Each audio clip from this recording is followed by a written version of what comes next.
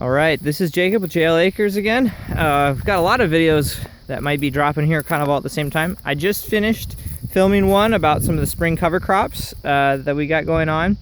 And now I'm gonna start here. This is hopefully gonna be the first video in a series on no-till organic soybeans into rye that we're gonna roller crimp. So this whole area back here is going to be soybeans.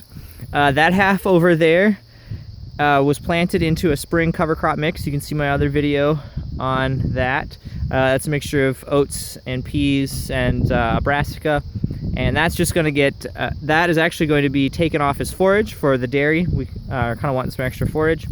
And then this half here, we're going to let this forage keep growing. This was a rye that we planted a little later than I wanted to. This ended up getting planted towards the end of September.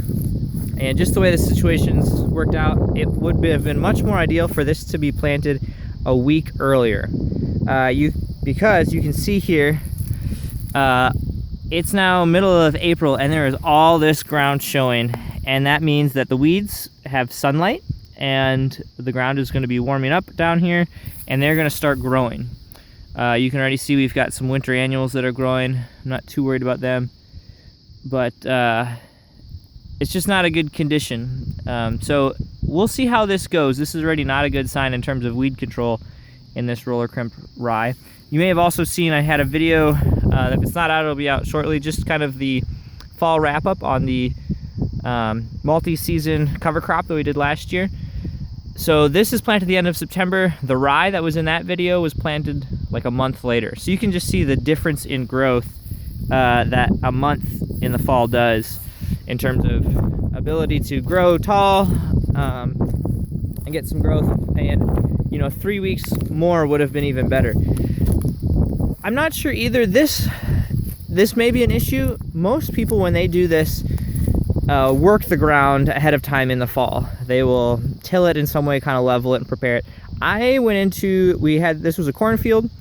We took off the corn stalks to use as bedding for the dairy, and then I no-tilled the rye in. And so there's still corn stalks there. I was going under the philosophy that you know, the least amount that I can disturb the soil, the better. And so I just no-tilled into it. But because we're organic and we cultivated the corn, there is some, you know, ridging here from the cultivator passes. And I don't know if that's going to be an issue when we roller crimp the rye or not. I'm just not real sure on that. We'll have to see. What I did, you can kind of see in this area, you can see it a little bit better. I drilled the rye this direction and then this direction, and I didn't quite have my seed settings right. So starting on like that third of the field, only got one direction on it, and over here it got both. So that'll be an interesting trial to see, you know, with seeding rate and if things, what difference that makes. You can also, I don't know if you can quite tell in there or not, but there is kind of a size or a growth difference. You can maybe even see the color. Some of this is darker and taller. I mean, like this is a lot taller than like even this stuff over here.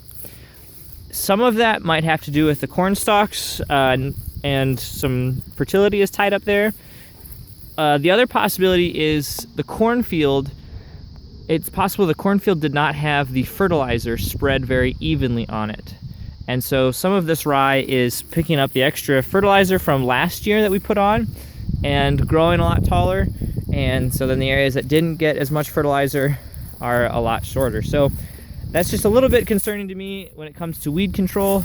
As you can see right here, there's little baby weeds starting because there's this big bare patch here compared to, there's another, this is kind of a wet spot in this part of the field. So a lot of bare.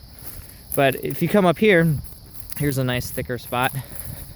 You know, imagine if the whole field was like this and there's this already mostly shaded in there, so a lot less sunlight going down in there. Some of these really small weed seeds, like there's one there, are triggered by sunlight. And so if you can keep it shaded, when the soil warms up, then it doesn't have the sunlight to trigger the growth.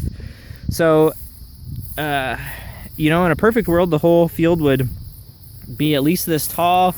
It would, you know, ideally it'd be like this thick, you know, no ground seen at all.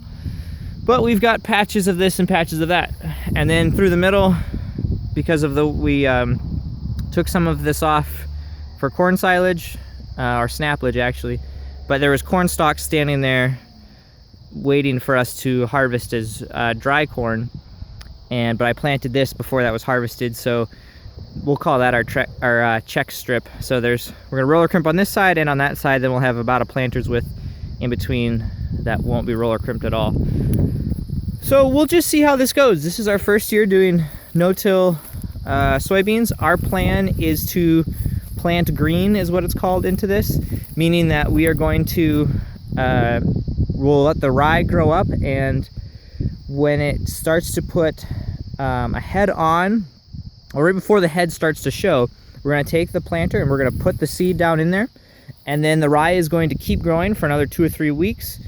The soybeans are going to start germinating and start to grow underneath the rye, and then when the rye starts to pollinate, or is about halfway through pollinating, we'll come through with the roller crimper and crimp the rye, and hopefully that will kill it. Rye will only kill by crimping. Crimping means when you take a stem, we'll take this stem here, and you just pinch it, and it just kinks, kind of like if you have a straw, and you pinch a straw and it's got that bend in it.